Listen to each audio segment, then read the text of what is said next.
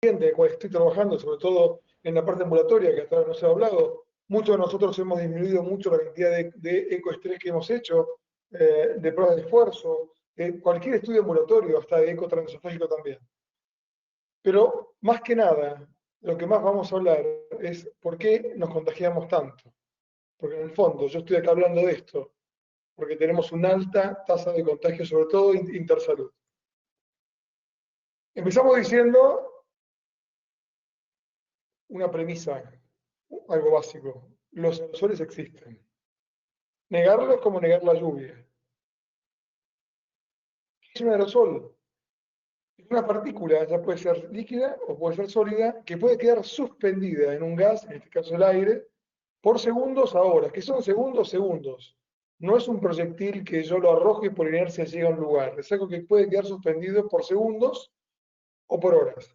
Pero lo más importante es que se dispersa por corrientes de aire. Por eso hemos sido tan enfáticos en los últimos tiempos con el tema de la ventilación. Entonces, los aerosoles más famosos, por así decirlo, y más estudiados, son los aerosoles de contaminación ambiental. Y por otro lado tenemos los aerosoles nuestros que emanamos fisiológicamente todo el tiempo, a toda hora y en todo lugar, inclusive hasta cuando dormimos. Vamos a hablar también de los aerosoles de contaminación ambiental y qué punto, qué puente tienen con los aerosoles que emanamos habitualmente. Esto que ven acá, ustedes ahora es aerosol. El aerosol que estamos viendo es el aerosol más fácil para entender, para demostrar, para que entendamos. Esto es una suspensión de partículas de humo de tabaco exhalado, puesto con una luz especial para que vean que se queda suspendida por segundos o por minutos en espacios no ventilados. El humo de tabaco exhalado es una sustancia tóxica, es un gas tóxico, usted sabe muy bien, y tiene partículas de 2.5 micras. Voy a hablar mucho del tema de las mediciones y para que entiendan, una micra es la milésima parte de un milímetro. ¿Sí? Un pelo tiene 60 micras, yo solamente puedo ver a partir de 40 micras para arriba. Bueno, este gas que estamos viendo tiene partículas tóxicas de 2.5 micras. De un lado estamos viendo en tiempo real y de otro lado estamos viendo en cámara lenta. Esta es una portada de una revista famosa de 1930. Desde 1930 y desde esta portada estamos diciendo que el contagio por transmisión viral es de 1930. En la misma época que salió esa portada, se hizo la hipótesis, o mejor dicho, se dijo que la transmisión viral era por 2 gotas, ya sea de menos 10 o menos 5, no pasaba más de 2 metros, las gotas eran directas y las gotas de 5 micras caían. Esta es una hipótesis que fue dada a partir de tomando las gotitas de Flush y tomando la hipótesis de la epidemia de tuberculosis de 1930. Desde ahí hasta hace muy poquito, nada había cambiado para las organizaciones internacionales, que ustedes conocen bien, y se sigue diciendo exactamente lo mismo. Es decir, no se toma en cuenta en 90 años ni a los ingenieros en atmósfera, ni a los químicos en clima, ni a los que trabajan en medicina aeroespacial, ni a los que trabajan en aerosoles, ni en clima, nada. Solamente se siguió lo que se dijo en 1930. Pero la realidad, a partir de algunos trabajos y que vamos a ir viendo, es que estas gotas no son de 5 y 10 micras, sino que tienen una variabilidad de micras enorme y no llegan hasta 2 metros. Pueden llegar hasta 6, 8 metros. Y esto, si ustedes se fijan, es de junio del año 2007. O sea que desde junio del año 2007 y para atrás también, ya se sabía esto, que es aerobiología, que es el estudio de los fluidos y sobre todo de cómo es la transmisión de enfermedades a través del aire, esto es aerobiología, ya se sabía que las gotas podían llegar hasta más lejos todavía y que un simple estornudo puede eliminar 40.000 microgotas a 75 metros por segundo. Sin embargo, no se tomó muy en cuenta esto.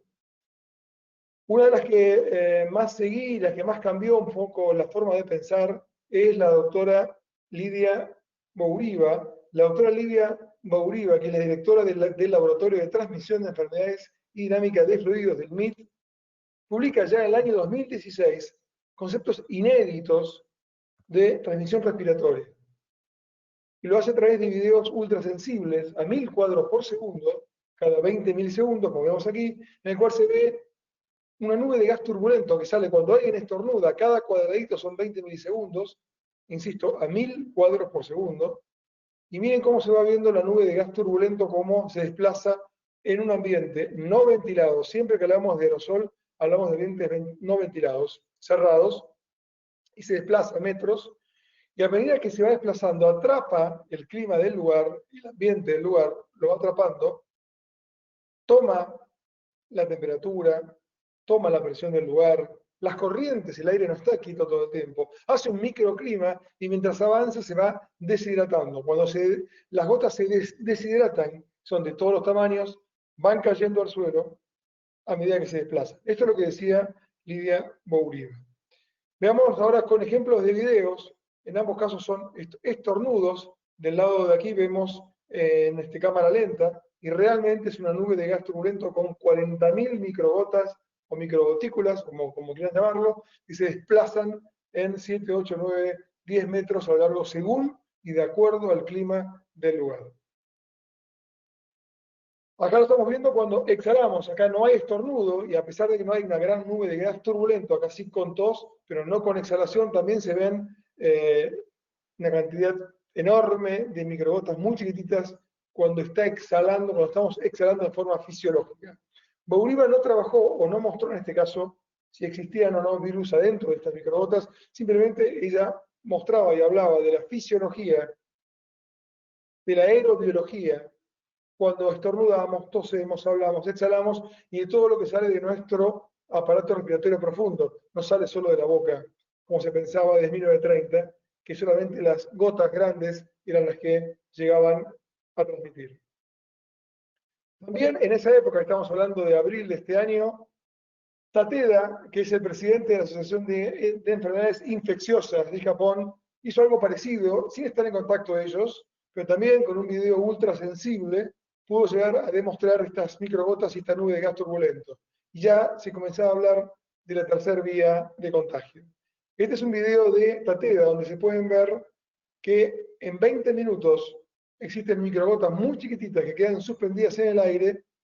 Y este video, el doctor Juan Carlos Parodi, con el cual estoy hablando mucho de este tema con él, lo envió a un físico de confianza de él, que trabajó con él inclusive en varias investigaciones, a ver si este video tenía lógica y sobre todo si estaba bien hecho, y además porque estaba convencido que esto era cierto, pero necesitábamos algún aval científico mayor. Y bueno, este video es cierto, obviamente que es cierto, pero tenía su lógica, y era un simple video que estaba mostrando cómo los aerosoles quedan flotando en lugares con poca ventilación y con gente que está hablando, exhalando, y hasta puede ser cantando también. Bien, entonces, estas microgotas que están dentro de la nube, y comenzamos a hablar de la tercera vía de contagio, van contaminando las superficies mientras se van desplazando, mientras van cayendo, ¿sí? Y esto está muy influenciado por las corrientes de aire, y es muy fácil al abrir las ventanas que todo esto se disperse.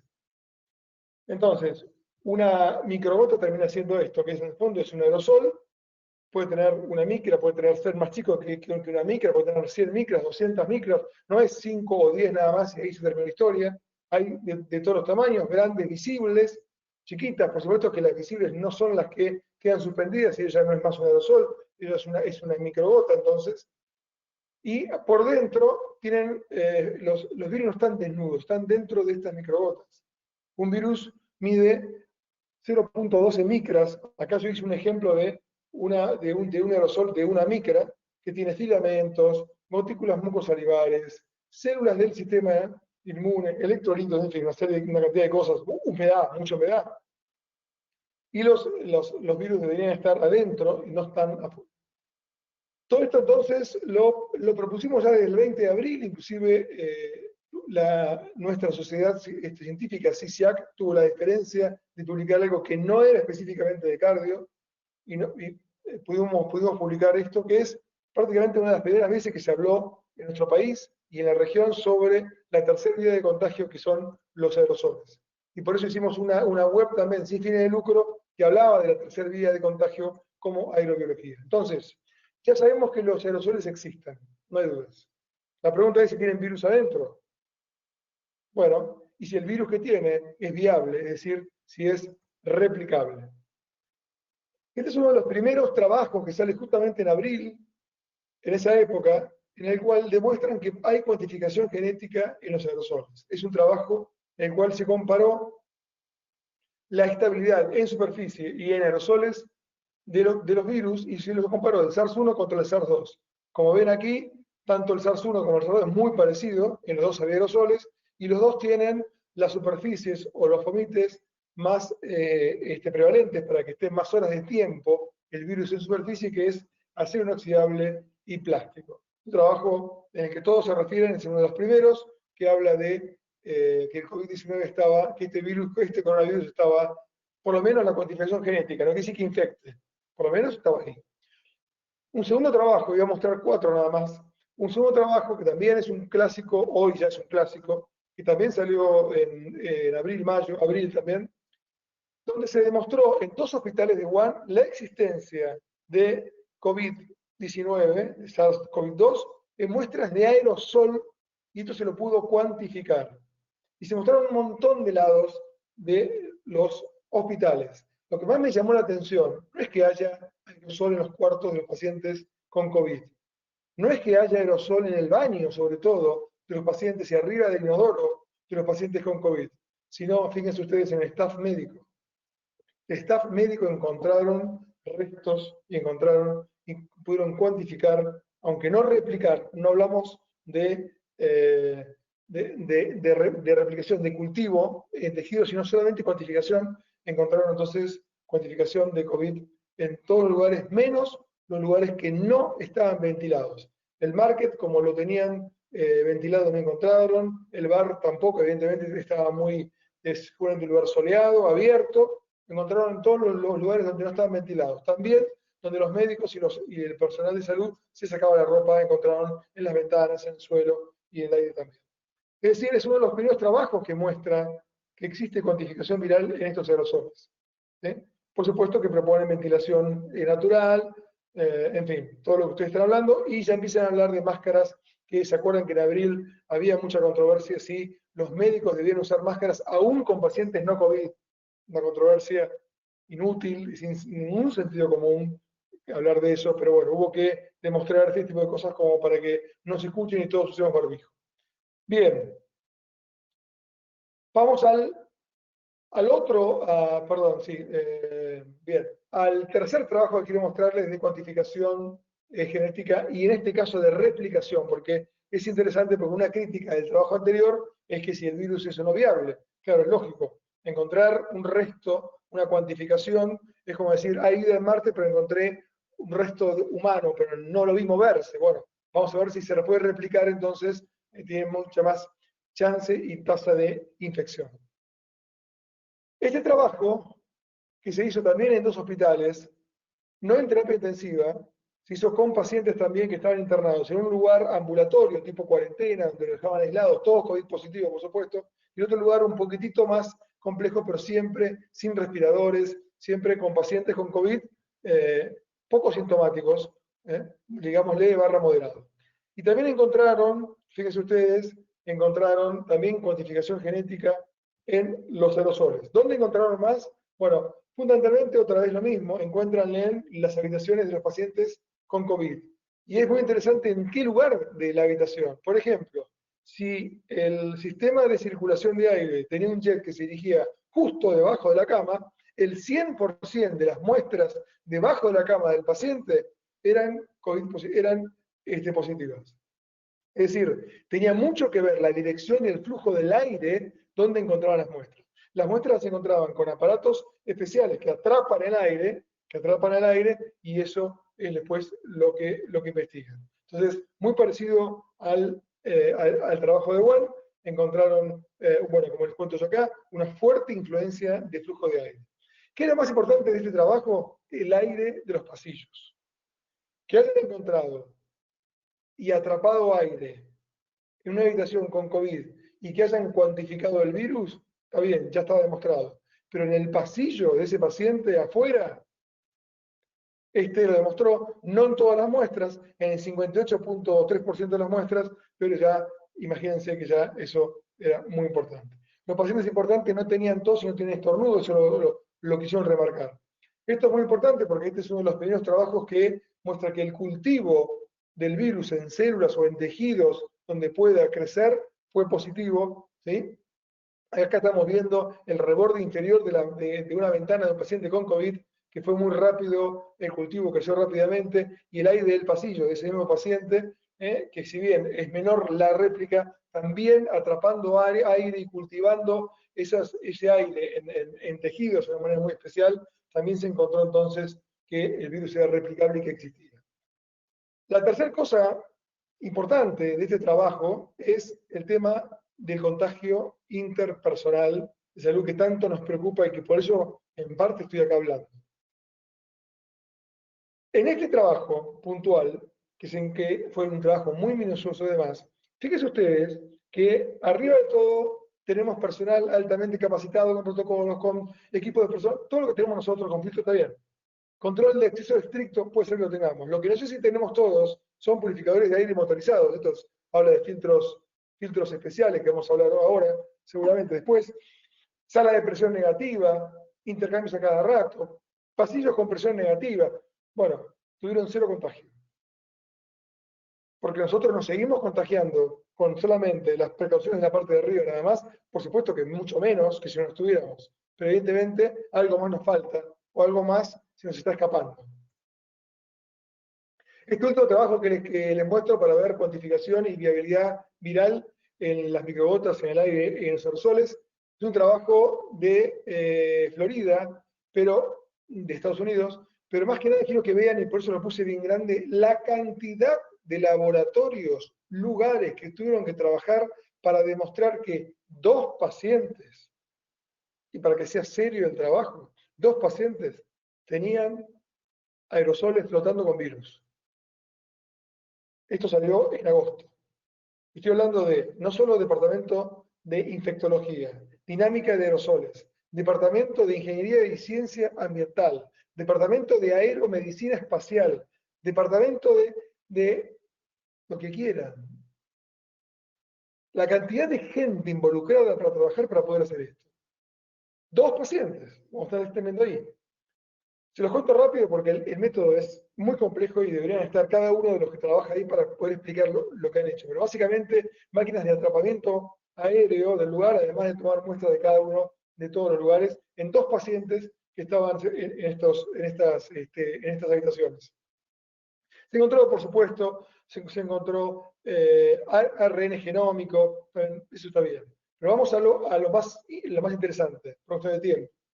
Las muestras las tomaban, el aparato que tomaba la muestra, 3 muestras por cada lugar y en cada momento, 2 con filtro EPA y una, perdón, al revés, 2 sin filtro y una con filtro. ¿Por qué? Una con filtro.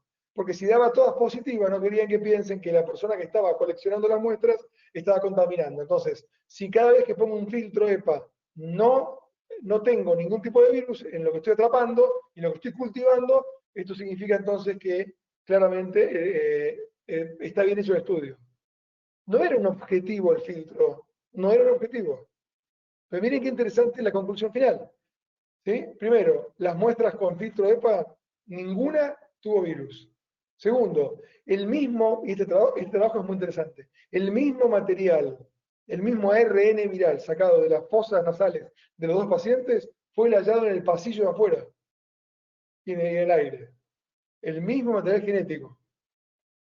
Tercero, y conclusión final de todo esto, se usaron células especiales que se llaman Vero E6 para cultivo a la semana.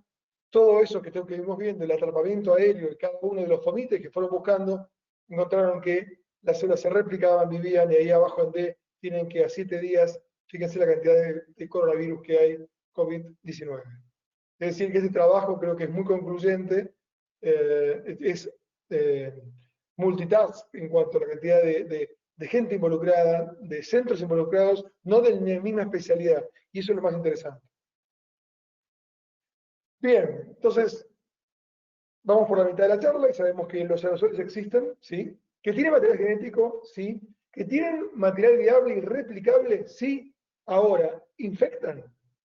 Sería el último escalón de todos. ¿Infectan? Bueno, ahí tenemos que ir a la clínica, básicamente, y hablar de los eventos de los supercontagiadores. Los eventos de los supercontagiadores son este que le voy a mostrar acá, que está publicado, esto fue revisado por dos laboratorios diferentes, y están escuchando, estoy escuchando un audio. Bueno, sigo.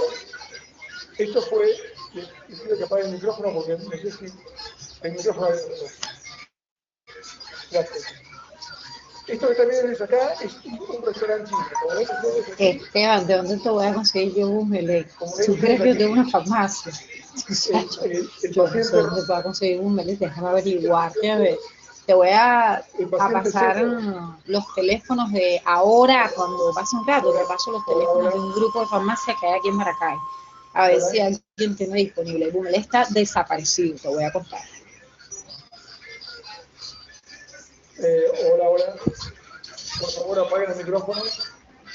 La chica está hablando en portugués.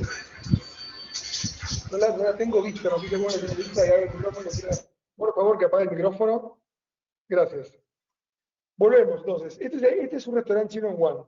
El paciente no, la persona que está comiendo, es un individuo, a la noche tuvo síntomas y está en estado presintomático cuando está sentado ahí, en la mesa A.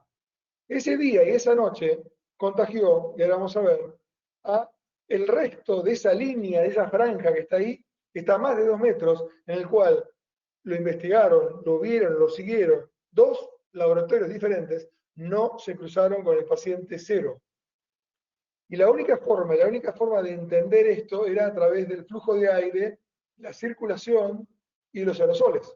No hay otra forma de entender cómo el paciente cero contagió a este que estaba a casi 5 metros. Veamos un segundo ejemplo de un colectivo, un bus, en Estados Unidos que iba en un ritual budista. Esto también fue publicado. 2 colectivos, uno no se infectó nada y este sí. Acá tenemos la paciente cero, que tuvo síntomas al otro día, también estaba sin síntomas en ese momento. Y miren dónde está ubicada, vamos a verlo bien. Está ubicada a 75 centímetros, nada más del que está adelante, y 2 metros para 9 personas, o sea, prácticamente hacinado. Todo cerrado esto, con ventilación circulando. Esto es un hacinamiento. Veamos quiénes se contagiaron dentro del colectivo. Fíjense ustedes, la paciente cero estaba acá, se contagió esta que estaba atrás y estos 2 que estaban adelante. Está bien, esto es por contagio directo. Y acá, y atrás, y al costado, no hay otra manera de entenderlo, sino es que había aerosoles suspendidos que tenían material genético viable, infectante, y que la recirculación del colectivo, del bus, del ómnibus, como quieran llamarlo, hizo que entonces se contagien los que estaban lejos. Ahí tenemos el ejemplo de la recirculación. Entonces, hay 2 ejemplos más, no los voy a contar mucho. Uno es el del coro de Washington, donde en una prueba de coro, en un entrenamiento de coro, no es la palabra entrenamiento, sino ensayo. En un ensayo de coro se contagiaron a más del 80 y pico %, acá están todos, y con una persona que estaba. O sea, 1, estar encerrado implica mayor aerosol. 2, cantar, todos cantando. La señora cantó 4 horas, 5 horas cantando, y también vieron que no se había cruzado. Y este es uno de los ejemplos, fíjense ustedes dónde está publicado también de contagios por aerosol. Bien, ok. La ruta del aerosol existe.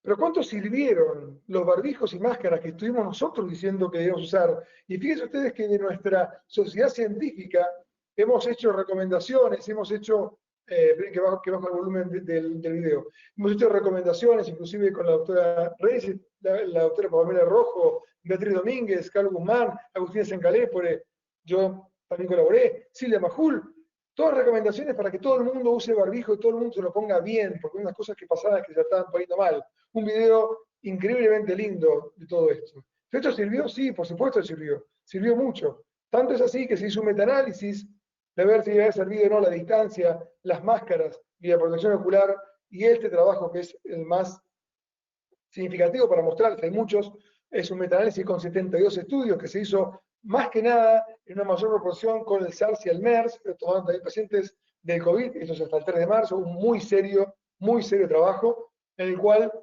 que está publicado en Lancet, en el cual obviamente que demuestra que usar barbijo, usar distancia, usar protección también ayuda, todo esto realmente ayuda, no hay dudas, pero no es suficiente. Ninguna de las intervenciones dieron protección 100%. Y esto no hace falta que les cuente. Usamos barbijos y todos nos preocupamos por usarlo bien y nos seguimos contagiando dentro de los centros de salud. Nos seguimos contagiando en el consultorio, nos seguimos contagiando sobre todo en lugares de alto riesgo, como les puedo decir ahora. Bien, déjame ver el tiempo.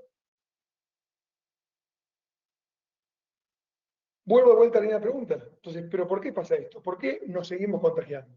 Ahora pasamos a la segunda fase o a la tercera fase de la charla, que es cuando involucro a parte de los científicos, algunos médicos, que estuvieron trabajando en esa notificación, en ese escrito que hicieron para, entre comillas, hacer que la OMS, presionar, entre comillas, mencione los aerosoles como una probable forma de contagio y sobre todo que aconseje ventilación. Algo tan simple que por el principio simplemente de lógica, el principio de precaución se llama, abran las ventanas y estimular a la gente que abra las ventanas porque los aerosoles se dispersan.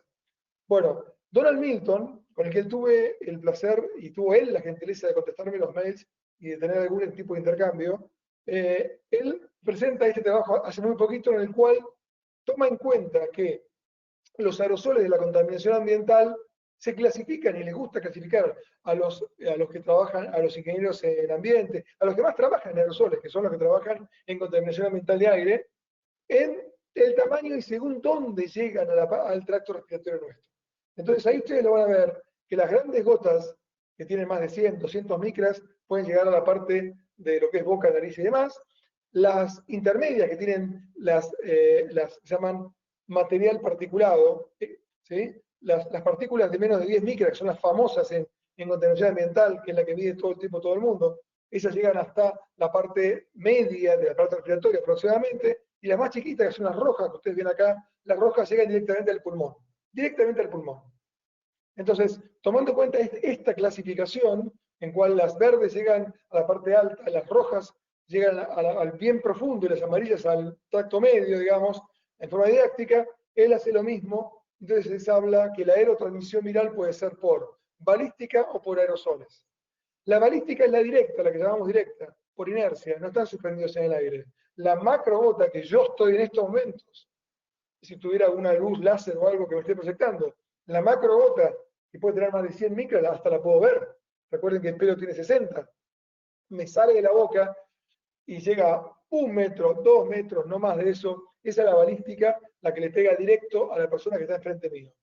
Esta balística, esta que sale como bala, no se llama así, esta se inhibe con el barbijo, sin dudas. Si algo inhibe el barbijo 100%, tiene que ser esto, las gotas grandes. Todo lo demás que están viendo, todos los colores restantes, son todos aerosoles. Los puse igual que los puso Milton, en el cual los chiquititos se llaman respirables, tienen menos de 2.5 micras, son los aerosoles más chiquitos y miren dónde llega, hasta el pulmón. Los aerosoles torácicos son los intermedios, entre 10 y 15 micras, menos de 10 micras, pero bueno, llegan hasta acá arriba, son los naranjas, que acá, no sé si lo ven ustedes, pero yo lo veo perfecto, aquí. Y los verdes, que son los más grandes, que son los inhalables, son los que llegan hasta la parte, digamos, superior del tracto del aparato respiratorio. Yo creo que ya se le está disparando algunas cosas que están pensando que esta clasificación transpolada de la contaminación ambiental y hoy por hoy tomada prácticamente como la clasificación de estos 290 científicos y de toda la gente que habla de aerosoles y demás, hacia decir si va directo al pulmón, como pasa con la contaminación ambiental, ¿qué clínica tenemos? Sigamos. Entonces, lo que dice Milton es, las gotas balísticas infectan por impacto, me impacta aquí en la boca, impacta acá, impacta acá, impacta acá, entre la mano, lo que sea. Bueno, así me contagio, así nos hemos contagiado años de todos los virus. Y los aerosoles infectan por inhalación, los aspiro. Esto también lo dijo Lidia Moraska, que es otra de las líderes de este grupo, pero lo dijo ahora, lo dijo en el año 2009, en el cual ella compara, fíjense ustedes, el tamaño de las microgotas de los aerosoles, mejor dicho, con propiedad, y la cantidad de aerosoles y el tamaño de los aerosoles, y dice que salen de 3 lados distintos, de forma fisiológica. Salen los más chiquititos, los de menos de 2.5 micras, salen del pulmón, de los alvéolos directos, tiene que ver con la sustancia surfactante, con el colapso alveolar, con todo esto, con toda la fisiología que tenemos en el pulmón profundo. Los modelos, digamos, tamaño intermedio, que son los que están aquí, salen de las cuerdas vocales, de la vibración, o sea, del tracto medio, digamos, por ahí, y las más grandes salen de la boca, que son las que estamos todo el tiempo escupiendo.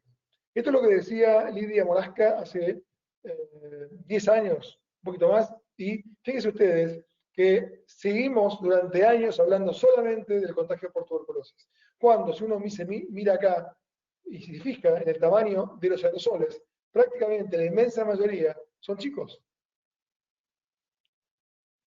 Tanto Lidia Moraska como Donald Milton fueron los que justamente firmaron este documento en el cual instaba a la OMS y a las organizaciones mundiales a reconocer el contagio por aerosoles y dejar de lado toda esta teoría de 1930 y a ayornarse a partir de la física, a partir de la aerofísica, a partir de la aerobiología y todo lo que ustedes quieran y entiendan, y hacer un trabajo multiequipo, lógico, y no solamente hablar solamente de la silla infectológica de la pandemia. La pandemia es una mesa enorme, donde hay muchas sillas, y por momentos parecía que en el mundo, no en Argentina, sino que en el mundo servía la opinión nada más que de los infectólogos. Y no se tomaba en cuenta la opinión de los ingenieros en ambiente y toda esta gente. Milton es médico, ¿eh?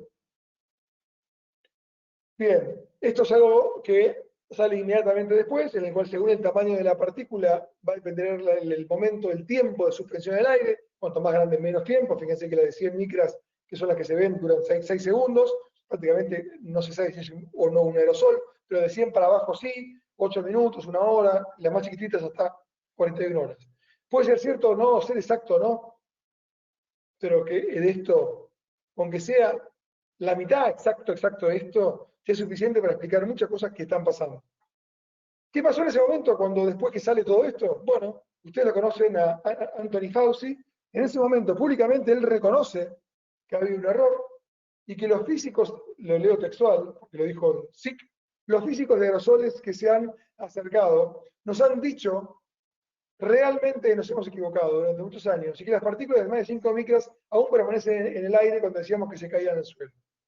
Bueno, esto debía haber pasado antes y este acercamiento entre las distintas disciplinas que pueden estudiar la aerotransmisión viral creo que nos hubiéramos ahorrado algunos dolores de cabeza, a mi entender y de mi humilde opinión. Esto que viene ahora es una supercomputadora, la supercomputadora Fugaku de Japón, la computadora número 1 del mundo. Está en el ranking número 1, no hay mejor que ella. $1.000 billones costó, $1.000 millones. 7.5 millones de núcleos, cuando la que estoy ahora hablando tiene 16 núcleos. Esta computadora hizo una simulación, por supuesto que no es para esto, no la han hecho para esto, pero hicieron esto, una simulación de aerosoles, y esto fue en el Instituto Riken de Japón. Esto es sin barbijo, miren cómo la nube de gas turbulento, muy parecido a lo que decía Lidia Bouriva, exactamente igual les diría, y con barbijo, cómo los aerosoles se elevan por el sitio, por el espacio que queda entre el barbijo y la piel, y es útil, pero no es 100% efectivo. Hicimos lo mismo nosotros en abril, no ahora, lo hicimos con humo de tabaco exhalado, y el profesor Jiménez, el químico que está también en esos científicos y está trabajando en esto, y ayer habló en el CONICET en una charla, también dice y demuestra que el humo de tabaco exhalado es una excelente muestra de aerosol. Nosotros lo usamos hace 4 o 5 meses para mostrar la efectividad de los barbijos. Modestia aparte, perdón, doctor Wolf, pero esta computadora costó $1.000 millones y esta costó un Marlboro que pobrecito tuvo que fumar mi hijo, yo también fumé, que no fumo, para demostrar. Y miren cómo de un barbijo quirúrgico por arriba los aerosoles están saliendo. Entonces es aerosol, el humo es aerosol, pasa lo mismo aquí. Miren ustedes qué pasa entonces con un barbijo N95, es mucho mejor. Tanto la máquina, la super máquina, muestra que los pequeños aerosoles de 2.5 micra, que son los amarillos, se filtran y salen. Cuando se filtran las corrientes de calor, porque mi cuerpo emana calor, y yo en un lugar sin ventilación, el aire se está moviendo con corrientes internas, propias, intrínsecas, y si hay mucha gente, hay calor humano, ese calor hace que la corriente se eleve. En este caso puede ser también que pase en un lugar encerrado, no afuera, como está viendo el ejemplo de al lado. Con respecto a los protectores faciales, ya creo que ustedes conocen, sirven para la balística nada más, no sirven para los aerosoles. Los aerosoles suben por ahí por corrientes cálidas, y también se demostró que en todos los costados van para atrás, con lo cual no inhibe, el aerosol inhibe el contagio directo. O sea que ningún elemento es 100% efectivo para evitar la aerosolización y la aerotransmisión viral.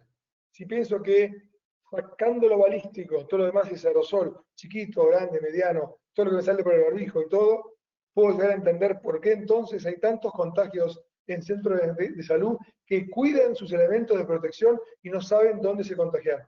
¿Por qué hay tanta gente que se contagió sin saber dónde? ¿Cuántas personas conocen ustedes que se contagiaron por un estornudo o por tos? El jefe de terapia intensiva del Hospital Austral me confesó que se contagió, se dio cuenta que se había contagiado en el momento que un paciente lo escupió, porque tienen filtro cepa en el hospital solidario y en la zona del hospital solidario no tienen ningún contagio de salud. Bien, vamos a la parte final. Entonces, aerosoles por contaminación ambiental. ¿A qué podemos transportarlo? Entonces, yo les quería mostrar esto que antes les dije un poco para meterlos en tema. Miren el cielo de mi sobrino, el cielo que está mirando y lo está agradeciendo, el aire puro y el agua pura que está viendo. Y ahora vamos a ver lo que está pasando en las grandes ciudades y comparen este cielo con esto. Obviamente, la contaminación ambiental es un problema que mata más de 4 millones de personas por año, según OMS. En este caso puntual, estos son partículas de 4.5, de 2.5 micras y de 10 micras, y de la contaminación, lo más dañino son las partículas, son las PM, el material particulado, hollín, azufre, bueno, un montón de cosas. Todo eso es lo peor de la contaminación. Y lo peor de la contaminación son las partículas de 2.5 micras. Hoy se sabe en contaminación ambiental que las partículas de 2.5 micras son las que producen más daño y llegan directo al pulmón. Directo al pulmón. Y lo segundo, pasan la barrera hematoalveolar. Difunden hacia sangre.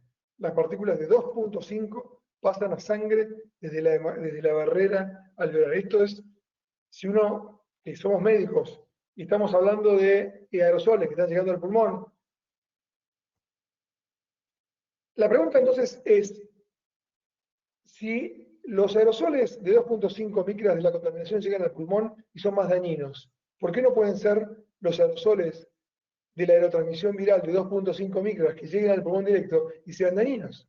Cuando le comenté esto a Milton, me dio un artículo que él presentó en el año 2012 sobre biodefensa y transmisión de la viruela.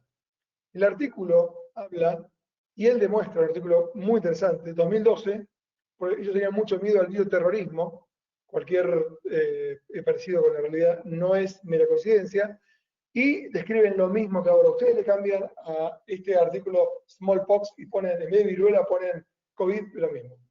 Lo que él dice es que el virus de la viruela tiene propiedades anisotrópicas, es decir, que cambia según dónde se lo inocula y cambia según hasta inclusive el clima y la temperatura también. O sea que tiene propiedades que puede cambiar de acuerdo a dónde ingresa y cómo ingresa. Y acá demostraron, y acá lo vamos a ver, que partículas finas llegan a ser más dañinas cuando la viruela ingresa de forma adquirida por inhalación directo al tracto profundo del pulmón. Cuando se hacía una inoculación nasal o dérmica, no había tanta gravedad, tanta mortalidad ni tanta infección. Es decir, que la mayor mortalidad y la mayor gravedad con viruela se vio en pacientes que no hacían cuadro respiratorio superior, sino que directamente iban al pulmón y hacían seguramente alguna neumonía. Entonces, acá lo que yo les estoy mostrando abajo es lo mismo que vimos antes. Es decir, perdón, aquí es decir que las rojas, estas partículas podían llegar directo al pulmón. Pero eso tampoco lo dijo Milton. Lo dijo antes Alford en 1966, en un artículo que también me da Milton para que lea, con influenza, donde hicieron estudios que demostraron que la inoculación en pulmón directa era mucho peor que la nasal. Es decir, la pregunta es, ¿podría pasar lo mismo con este virus? No sabemos, no hay nada todavía. No hay nada estudiado de las propiedades anisotrópicas del COVID, lo cual sería muy interesante porque sería una explicación de algunas cosas que pasan y que vemos a veces neumonías muy graves y demás. Sí es cierto que tiene las mismas propiedades que tiene la viruela y la influenza. Bueno, ¿cuál es la estrategia para todo esto? Porque ya les hablé un montón de esto, pero les hablé. Bueno, hicimos un trabajo, voy muy rápido con esto, que ustedes lo saben ya. Hicimos un trabajo en off, un trabajo, por supuesto, que no es un trabajo, es científico, pero no está publicado. Lo presentamos nada más que lo publiqué en el portal Infobae, en el cual revisamos y estudiamos los aviones que traían pacientes con COVID repatriados de las ciudades más calientes entre abril y mayo que traían a Argentina. Hicimos horas neto, o sea, horas realmente de avión lleno de pacientes y no aviones vacíos, y vimos cuántos, de acuerdo al área de salud de la aerolínea nuestra, cuántos estaban contagiados reales de los tripulantes de cabina, están parados o están todo el tiempo viajando, no dormían, no pernoctaban ni en Madrid, ni en Nueva York, ni en Roma, y estaban yendo y viniendo con aviones vacíos y pacientes y llenos de gente. No lo dejaron usar barbijo, era opcional, pero los pasajeros se quejaban porque usaban barbijo, una cosa increíble, y trajeron, miren ustedes, 2.400 pacientes, los cuales la mitad eran confirmados. En 850 horas de vuelo se contagiaron nada más que dos nada más. Es decir, que hay algo en el avión que estaba realmente favoreciendo a cuidar a toda esa gente que estaba ahí. Que es, bueno, averiguando, todo el mundo dice lo mismo, los médicos, los ingenieros y todo, los responsables de esto son los potentes filtros EPA que tienen, que son los filtros de alta performance que tienen los aviones. Que los tienen en un lugar en el cual están arriba, es decir, la circulación va de arriba hacia abajo, no delante a atrás para no contagiarse, tanto en turista como en business, todo lo mismo, y la mitad del aire es reciclado y pasado por el filtro CEPA, la otra mitad es aire externo, por supuesto, es un aire no contaminado, y con esto, ustedes lo saben bien, porque en las aerolíneas del mundo también ahora están diciendo todo lo mismo, hoy por hoy salen a cada rato artículos de esto, lo que para nosotros es un hallazgo, debe ser que es habitual, en todas las aerolíneas no se contagian cuando están en vuelo, se contagian en tierra, cuando no están funcionando estos filtros. ¿Sí?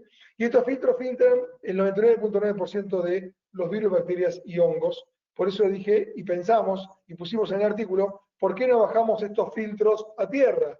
Y los usamos en lugares donde yo hago pruebas de esfuerzo, lugares donde hacemos ergometrías, o en restaurantes, gimnasios, o en cualquier lado, pero bajemos estos sistemas, ya que parecen efectivos, a la simple observación. Ya empezaron a hablar, este es el COVID Reference, ya empezaron a hablar de como recomendaciones filtrados de aire mejorados. Ya empezaban a decir en julio, todo este tema ya se empezaba a dar cuenta. Entonces, ante esto, me metí a investigar elementos electrónicos de bioseguridad para poner en mi servicio, en nuestro centro, ¿sí? Que tengan la propiedad de disminuir o de inhibir los aerosoles en el momento, no dentro de una hora, no salgo y viene alguien y me, no, o viene alguien con química, no. Yo tengo que tener la seguridad, por lo menos, la tranquilidad, que me está inhibiendo el aerosol en el momento que el paciente hace un esfuerzo, en el momento que está conmigo hablando, o en el momento que le hago un ecocardiograma Doppler a 20 centímetros de su barbijo, que por supuesto no lo usa, casi nunca lo usa perfectamente bien. Ahí quiero inhibir los aerosoles, no después. Y por supuesto que si inhibo ese aerosol va a inhibir el contacto de superficie, porque no van a caer. Entonces, filtro CEPA, como ya sabemos, filtran, vamos rápido porque no hay tiempo. Los filtros EPA son filtros que tienen infinitas mallas que se van cruzando de forma al azar, sobre todo fibra de vidrio, y se ponen en forma plegada para que sea aún mejor el filtrado, están todos pegados. Y estos filtros tienen tres formas de filtrar, valga la redundancia: por intercepción, por impacto y por difusión. Esto es muy importante. Las partículas grandes son por impacto, las medianas por intercepción, acá también el dibujo, esto es fácil de entender.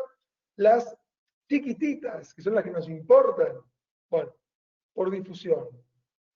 Por difusión. Y esto tenemos que ir al movimiento browniano y entramos un poco en física. ¿Qué es esto? Es cuando una partícula de polvo o un aerosol con virus, en este caso, ¿sí? Es muy chiquitito, pero colisiona con partículas de mucho menor tamaño, que son las de los gases.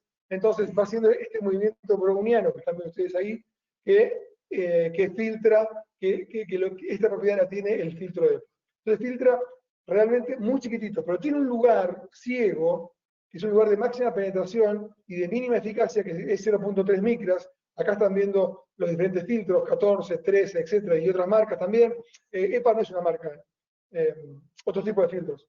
Y están viendo que hay un gap, hay un agujero, hay una zona poco ciega, pero lo que están todos de acuerdo es que filtran igual debido a que el tamaño de los aerosoles es más grande, y aunque sea muy chiquitito también lo va a filtrar, porque no es esto que estamos viendo acá, como fue publicado en el JAMA, los virus no están aislados, flotando por ahí, sino que están dentro de una burbuja, dentro de un aerosol que tiene agua, que tiene humedad, que tiene un montón de elementos y esa es la proporción más correcta que se cree que piensan. Y esto lo filtra perfectamente bien.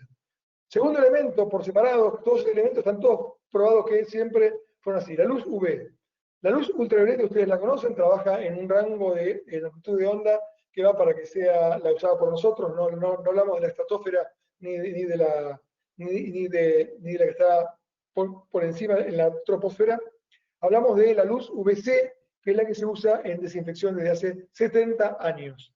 La luz UVC trabaja a una longitud de onda de 244 nanómetros, más o menos, 254, y esto es una luz que sirvió, es muy efectiva, mata el virus enseguida, pero es tóxica y es nociva para la piel, para los ojos, y es nociva para el hombre, mamíferos, mascotas y demás. Con lo cual, cuando yo estoy haciendo un ecoestrés, ¿qué tengo que hacer? Tengo que sacar al paciente, esperar que pase un tiempo, prender y después hacerlo.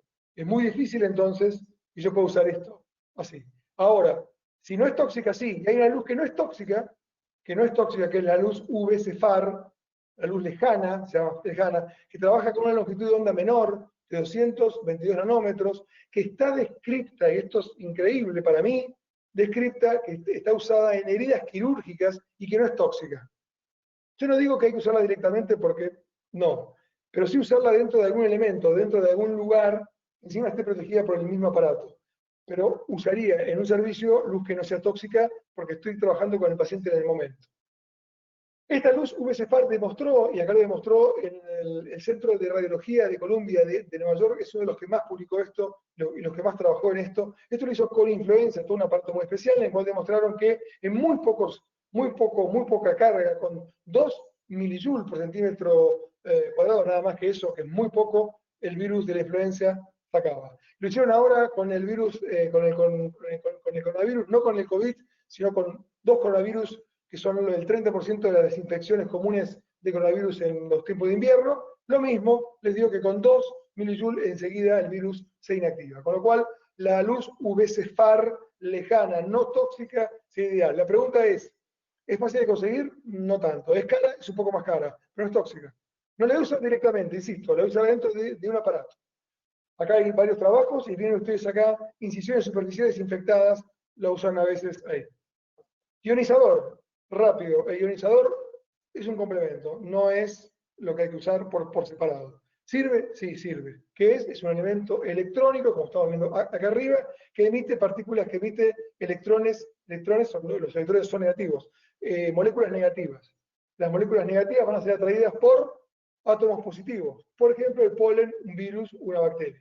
Cuando se junta lo negativo con lo positivo, se neutraliza, como vemos en el dibujito animado que les hice para que entiendan, y el polen o el virus cae a superficie, se inactiva. ¿Es el mejor método? No. ¿Es complementario? Sí. ¿Es útil? Sí, puede ser útil. Estos aparatitos que están acá pueden llegar a, entre otras cosas, 3 millones de electrones por centímetro cúbico. Una barbaridad de... Y la calidad óptima del aire se mide también por cantidad de electrones, de iones negativos, son los electrones, ¿sí? Y ahí tiene que haber 2000 a 4000 por centímetro cúbico de sobra, es decir, por encima de en el balance entre positivo y negativo. Ozono. Ozono. El ozono, ustedes saben que es un gas que está en la atmósfera, es un gas, pero es un gas tóxico si uno lo usa permanentemente o si uno está inhalando. ¿Qué es el ozono? Bueno, el ozono, este gas, no es ni más ni menos que 3 moléculas de oxígeno. ¿Cómo se realiza? Hay muchas formas. La forma más frecuente, que la que estamos usando nosotros, es una fuente de energía, es una lámpara también ultravioleta, como la que demostré antes, pero que tiene la propiedad en una longitud de onda mucho menor de disociar el oxígeno en dos. Esa forma de disociar me queda una molécula de oxígeno por un lado, otra de otro, y estas moléculas de oxígeno después se unen al oxígeno, a 2 moléculas de oxígeno, y me forma el ozono. O sea, el ozono son 3 moléculas de oxígeno. La tercera molécula de oxígeno del ozono es un radical libre, es muy oxidante, y es lo que ataca la membrana de las bacterias, virus y hongos, y hoy se dice, lo dice el mismo también la OMS, que es uno de los germicidas más potentes que hay, pero que obviamente tiene que usarse sin que haya gente en el momento. Bien, entonces, tiene un poder desinfectante muy grande y va a lugares donde no va los otros métodos que yo les conté. Por ejemplo, la luz, perdónenme, la luz ultravioleta, esta que está acá, me va a irradiar en esta dirección y a esto, el recorrido de la dirección, según la intensidad también, me va ahí, y si hay sombra, no va a agarrar. Lo que está debajo de la mesa no va a agarrar. Lo que está atrás de la cortina, no. Entonces, este método que también se usa en ozono sin gente y que se transforma en ozono después en oxígeno, por lo cual no es contaminante, no es algo químico, no es algo que queda en el ambiente, nada, se va en oxígeno, no hay que estar en el momento que se usa nada más. Con un programador y con modo noche, por ejemplo, en mi servicio, me parece que es muy útil para terminar de desinfectar hasta el último recóndito, porque es un gas. Las ventajas del ozono, entonces, como les conté, su poder desinfectante, su alta capacidad de penetración, se desintegra en oxígeno, vida media corta, 20 minutos de 60 nada más, no deja residuos. Desventajas, es más complejo, es reactivo y corrosivo. Por eso yo vi, y me han traído un montón de cosas para que yo ponga en el servicio, porque hace meses que estoy queriendo poner para empezar a hacer ecoestrés. Me han traído aparatos de plástico con ozono, no porque es, no, lo mismo que, porque el ozono corrompe también los elementos. Entonces tiene que ser un material tipo acero inoxidable o algo por el estilo. No puede ser un material fácil de corromper por el ozono o que se corrompa más adelante. Bien, y la ventaja es la toxicidad por vía aleatoria, que por supuesto que la dosis que se emite en modo nocturno es bajísima, pero no importa, es cierto, es tóxico y hay que usarlo cuando no hay gente. Entonces, uno puede usar esto todo por separado y basarse solamente en los filtros EPA. Sí, hoy por hoy la vedette son los filtros EPA. De hecho, el CDC sacó un comunicado diciendo que se podían usar filtros de forma conveniente, que eran estos, u otros filtros caseros, lo sacó a las 24 horas por una cuestión política, pero estaban todos de acuerdo en que esto podía ser. Filtros. ¿Se le puede agregar algo más al filtro? Sí, se puede usar luz ultravioleta. Yo recomiendo que sea la FAR, que no es tóxica, y que en lo posible está dentro del equipo. Ionizador se puede poner, sí, un complemento, como ya les dije, y el ozono, que es importante para terminar de desinfectar el lugar, sobre todo los fomites, las superficies que puedan quedar contaminadas con un paciente que exhaló mucho en una prueba de esfuerzo. Bien, todo esto entonces me lleva a elementos electrónicos de bioseguridad, porque los filtros EPA, aunque sea un filtro, y no es un germicida, es un filtro, tiene que tener un turbo, tiene que tener algo que realmente aumente el caudal y la fuerza, porque si no, no puede pasar por el filtro. Vamos terminando. Este es en todos los servicios, en todos los lugares que hacemos ecoestrés, son 4 lugares, tenemos estos aparatos, tenemos un aparato, un sistema electrónico de bioseguridad, en el cual el aire ingresa por acá arriba, sale por acá abajo filtrado, y la luz ultravioleta está dentro, por eso le digo que no es tóxica, está dentro. En modo nocturno, saca el ozono y nos tira el ozono. Ahí está Susana, que está por ahí, que está mi secretaria de tantos años, está trabajando, aquí está el paciente. El paciente mira hacia la pared, lo hacemos mirar, y en otros lugares tenemos la ergometría por fuera también. También abrimos la ventana, también abrimos la ventana. Todo lo que vamos a hacer va a ser poco cuando ahí se puede controlar. Lo último, calidad de interior. Bueno, uno puede comprarse estos aparatitos, a mí me lo han prestado, para medir la cantidad de micropartículas que tiene un lugar, para saber no cuántos virus hay, sino cuánto está funcionando el filtrado. Porque yo compro un aparato de estos, cualquiera sea, y yo quiero saber, bueno, pero ¿cuánto me filtra?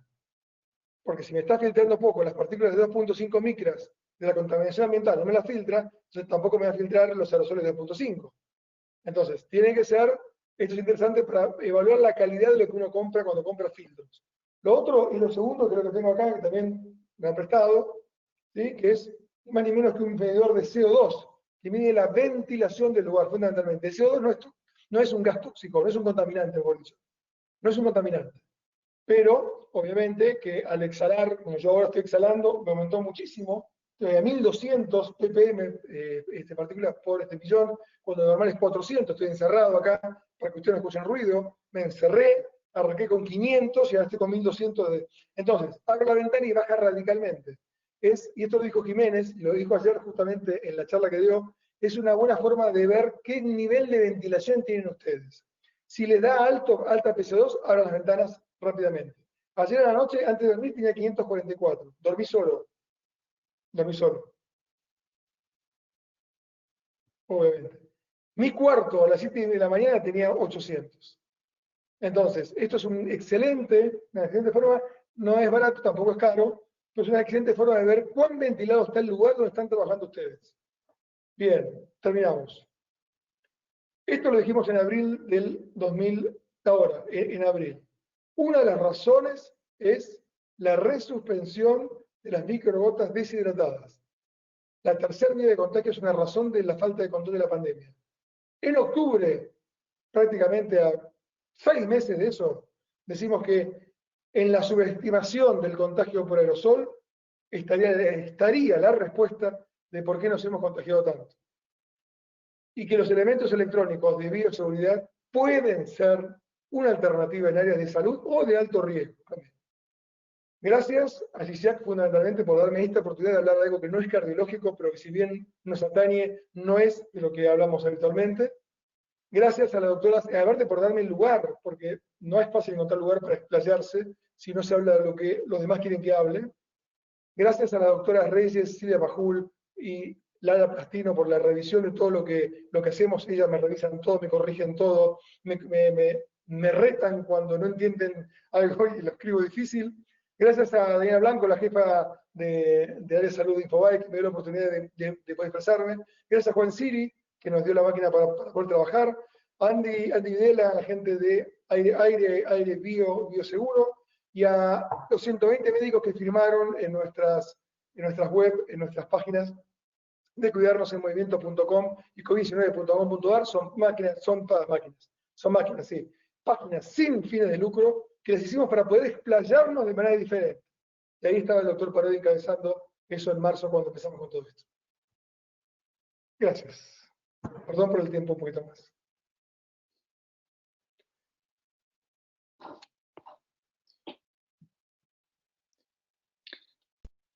Bueno, muchas gracias, el doctor Martín Lombardero. Estuvo brillante la charla, se entendió muy didáctica además. Me parece que es un tema absolutamente interesante y que si bien viene desde hace años el tema de los aerosoles, actualmente ha resurgido y con mucha fuerza y lo has explicado perfecto. Se me ocurren un montón de comentarios, pero hoy tenemos un comentador de lujo con nosotros, acompañándonos acá de CISIAC, conocido por todos, por supuesto, que es el doctor Oscar Cingolani. El doctor Oscar Cingolani, además de ser un amigo nuestro, que tenemos el honor de tener acá, es director del programa de hipertensión arterial del Hospital Johns Hopkins, es director asociado de la Unidad de Cuidados Intensivos Cardíacos y es profesor asociado de Medicina del Hospital Johns Hopkins. Así que bueno, estamos con él y él hará los primeros comentarios al respecto. Bienvenido, Oscar. Un placer. Gracias, Grace. Gracias, muchas gracias. Para mí es un honor, como siempre. Gracias a todos ustedes, gracias a CISIAC. Y en realidad he aprendido muchísimo con esta charla de Martín. Yo he estado un poco al tanto de esto porque he intercambiado alguna que otra opinión y bueno, todos los que conocemos a Martín sabemos de su persistencia cuando tiene una idea y por lo general las ideas que tiene son buenas. Esto es algo muy, muy importante. A mí me agrada mucho haber escuchado esta postura sobre la aerosolización y sobre el número de partículas. Yo soy uno de los que desde el comienzo de la pandemia vengo insistiendo en la transmisión aerosolizada, en el uso de máscara, en el distanciamiento social. Esto que plantea Martínez, llevar esto un escalón más arriba. No me voy a extender mucho porque creo que me gustaría también saber si Graciela tiene algún comentario, que sé que también ha estado metida en esto. Pero el tema de las partículas, para empezar, es algo que a mí me interesó siempre muchísimo. El tema de las tres partículas, de las partículas que hacen estación primero en la orofaringe o en las fosas nasales, versus aquellas partículas, o mejor dicho, aquellos pacientes que se infectan con partículas directamente hacia el pulmón. Como dijo Martín, no hay nada probado todavía. Sabemos que en las micropartículas, en partículas de micrones de diámetro, los virus pueden estar, ya que el COVID-19 está en el rango de los 40 a 60 nanómetros de diámetro y puede localizarse en partículas micrométricas. Pero hay algo muy importante, que lo estamos viendo, no en un trabajo en sí, pero en distintos trabajos. Aquellos pacientes que se infectan con poca carga viral y en las fosas nasales, desarrollan una primera línea de defensa de inmunoglobulina A.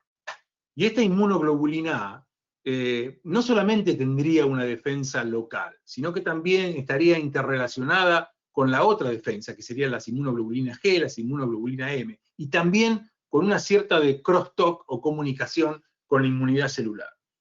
Nosotros hemos visto que los afroamericanos, un porcentaje de los afroamericanos, tienen déficit de inmunoglobulina A nasal, y esos pacientes se infectan con peor neumonía.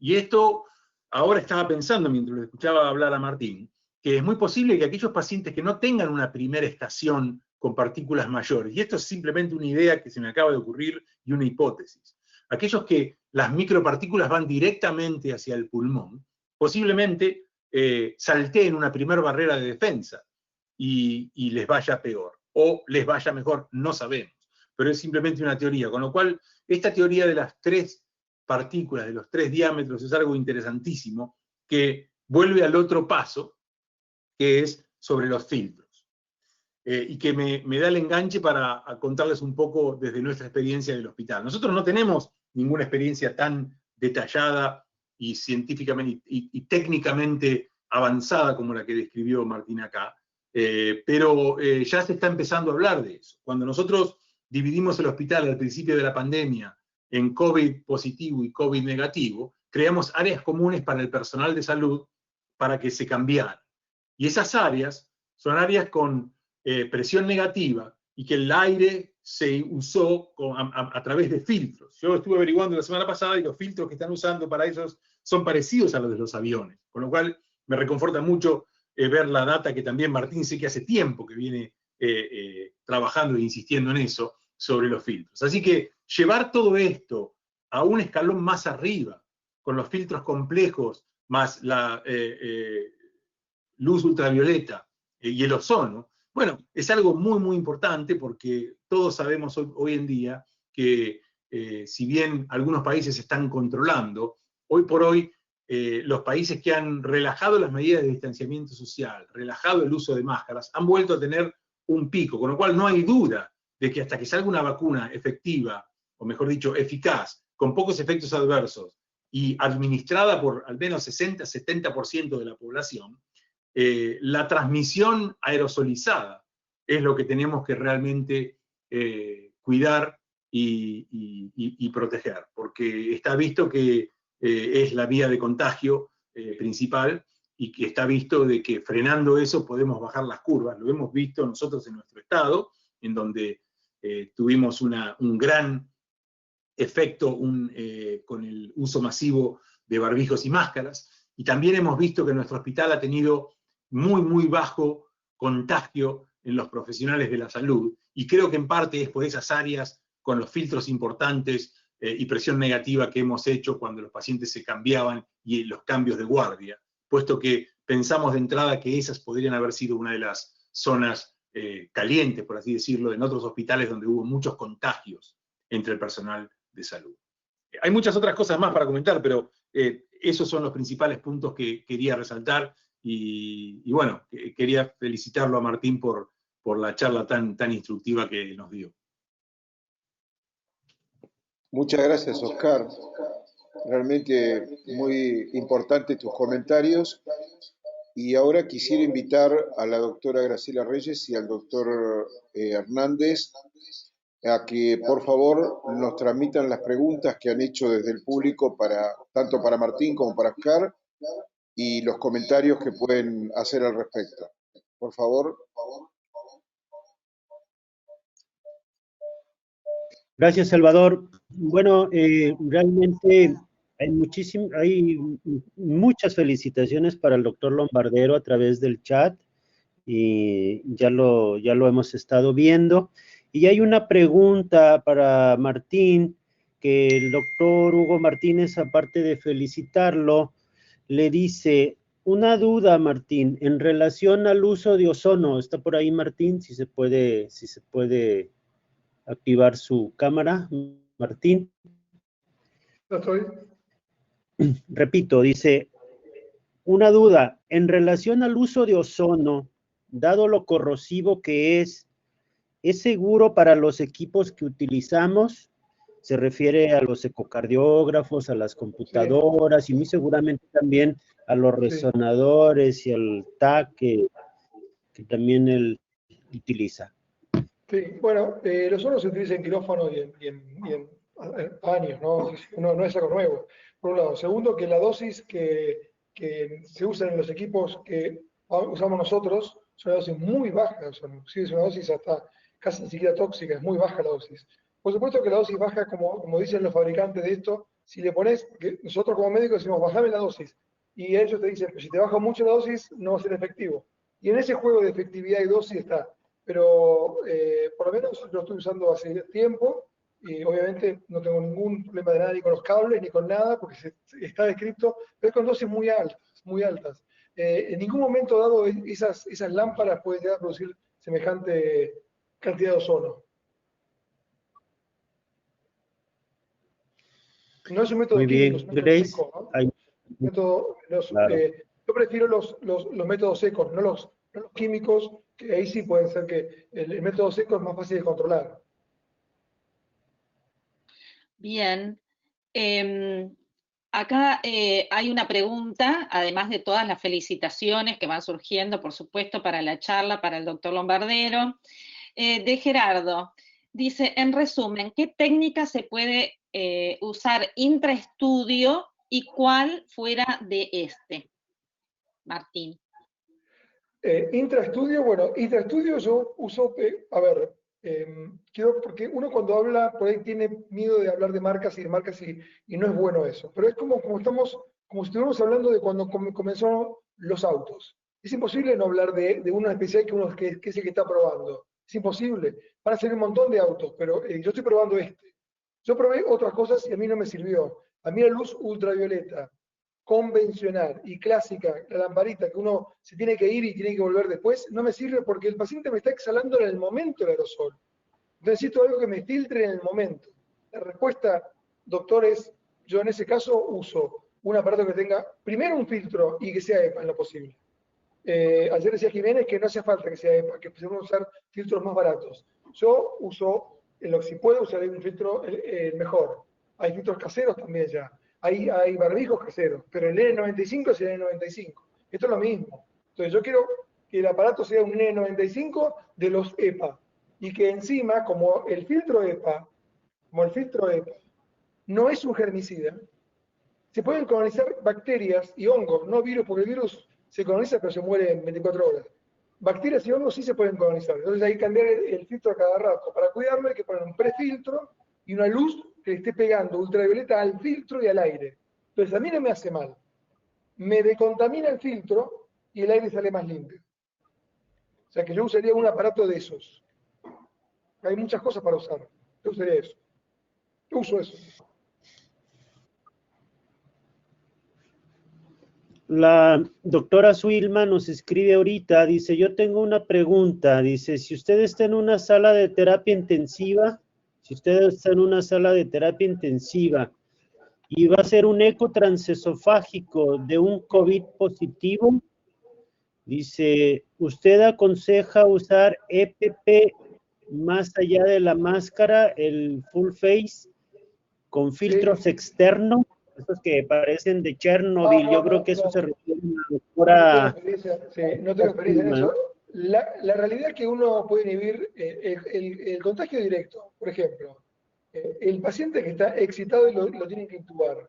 Se saca el barbijo, tose, y uno está ahí, y evidentemente ahí hay cosas que no van ni con un filtro de EPA, ni con nada, no hay manera. O sea, yo estoy bien protegido con una máscara más un barbijo de 95 y es raro que me contagie. El problema para mí no es frente a los pacientes, el problema es cuando salen del cuarto. Yo lo veo, a mí me pasa también. Me aflojo en la terapia intensiva cuando estoy contando al paciente que vi recién. Frente al paciente me cuido muchísimo. Hay veces que uno se da cuenta, a veces no se da cuenta. Yo cuando los miro hablar en un pase de sala, me da escalofrío a veces. Y ahí se contagia. Quizás en el momento ese, si el paciente está respirado o no, si el paciente está dormido tampoco, si el paciente está luchando por respirar, complicado. No sé, La siguiente pregunta también para Martín la hace Alexis y dice, doctor Lombardero, ¿usted está haciendo ecocardiografía estrés ejercicio y en qué condiciones lo hace? No, por eso mismo, lo que yo le mostré en el video, si bien se lo muestro de vuelta, es un paciente haciendo una prueba de esfuerzo, un ecoestrés.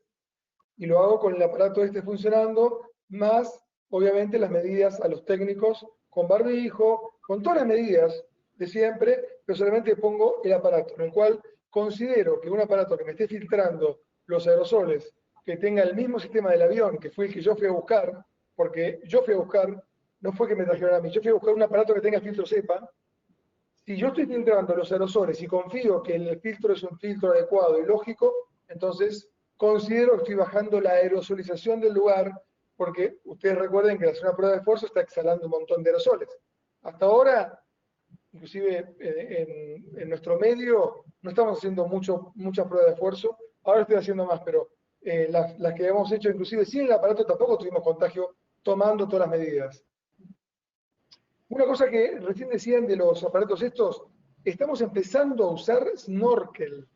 No sé si está ahí, si está Oscar Cingolani, se debe causar gracia, que está inspirado en las enfermeras de ellos, en la enfermera tuya que usaban ese aparato tipo astronauta para el ébola, con un aparato atrás que tenía una presión positiva.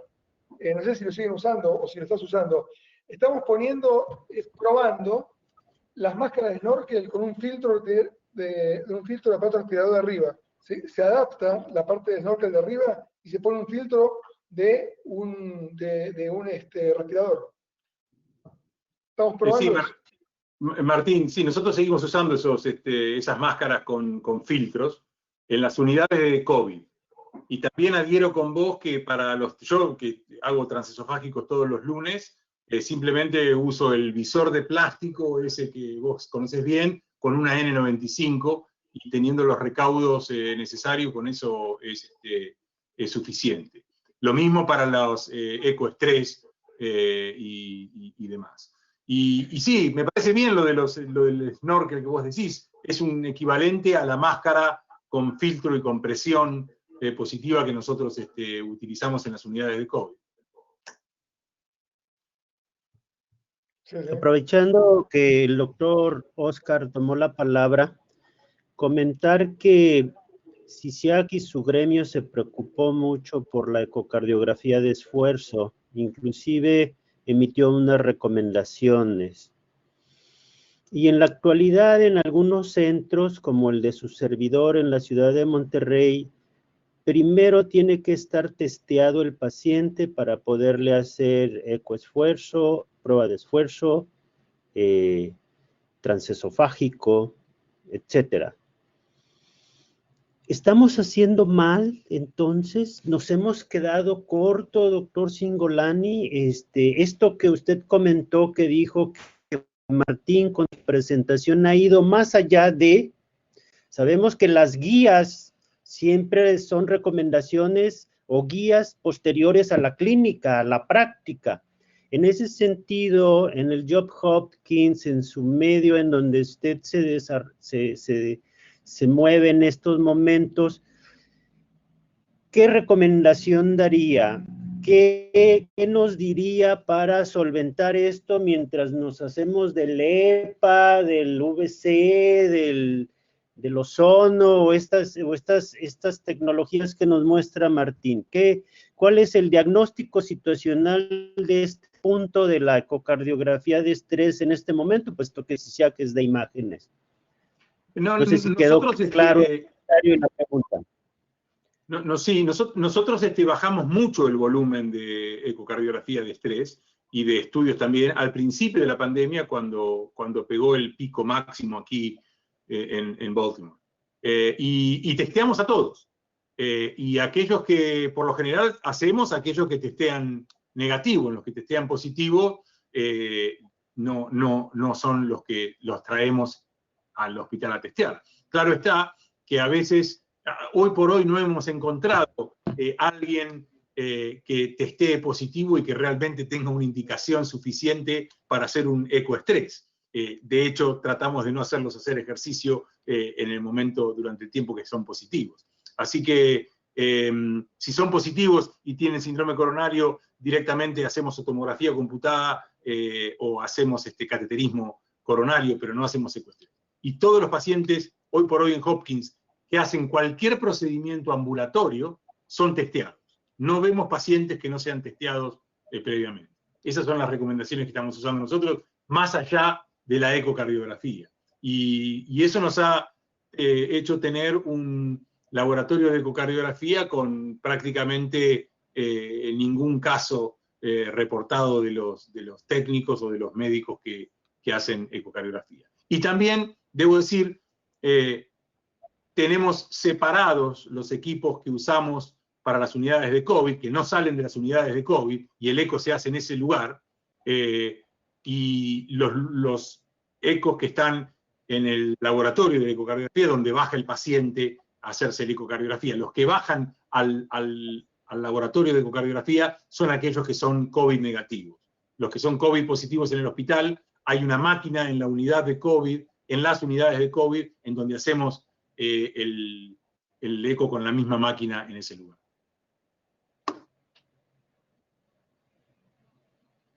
Correcto. Muy bien.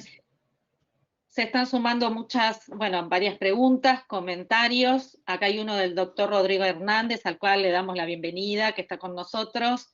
El doctor Rodrigo Hernández es de Chile. Y el comentario es que dice que los aviones recirculan aproximadamente el 40-50% del aire. Y el estado, mantención y ubicación de los filtros CEPA es variable, por lo que el riesgo de infección, digamos, no es cero, especialmente en los vuelos prolongados. Y dice que en las ambulancias aéreas los pacientes deben ser trasladados en cápsulas herméticas con presión negativa y que ellos llevan trasladado aproximadamente 340 pacientes críticos sin infección. No sé si Martín, ¿quieres hacer algún comentario al respecto?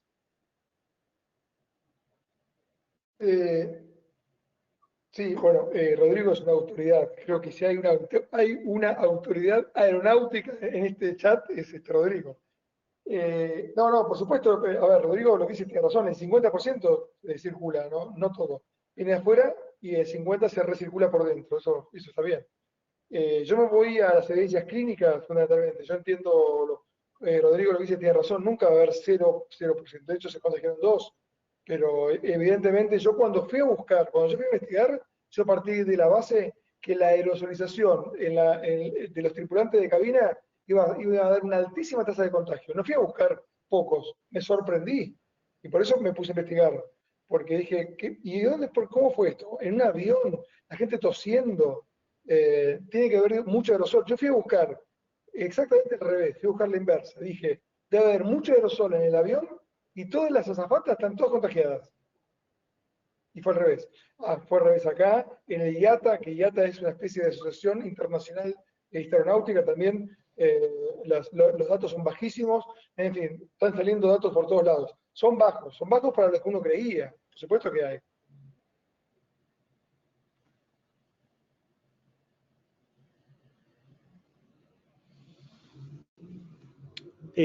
Hay una pregunta de la doctora Macul que dice que está dirigida sobre la desinfección de los equipos. Creo que se refiere a la satinización, sobre la desinfección de los mismos. Silvia Sandoval, perdón, no alcancé, perdón, gracias Grace. Entonces, Martín, si puedes hacer algún comentario sobre esto de la desinfección de los equipos y de los transductores, sí, no, y que muchos de ellos se encuentran en la sala COVID, una recomendación. No me gusta hablar de lo que no estudio ni de nada. Todo lo que es químico no le di, o sea, uso lo que usan los protocolos de sanatorio, lo que usa todo el mundo. Los técnicos míos trabajan con eso, pero a mí lo que me interesa es la aerosolización, no es el contagio ese, que ese es fácil de revertir con cualquier químico que usan habitualmente. A mí me interesa que tengo la mitad de mi servicio con COVID. Y todos se cuidan. Entonces, y no es porque tocan las superficies, porque yo creo eso, es por la aerosolización del lugar. Son lugares que son poco ventilados, que no todos tienen un sistema de filtrado y no saben dónde se contagian tampoco. Entonces, por eso la parte química, la parte de todo lo que es desinfección química, no es algo que haya estudiado y uso los protocolos de cada sanatorio.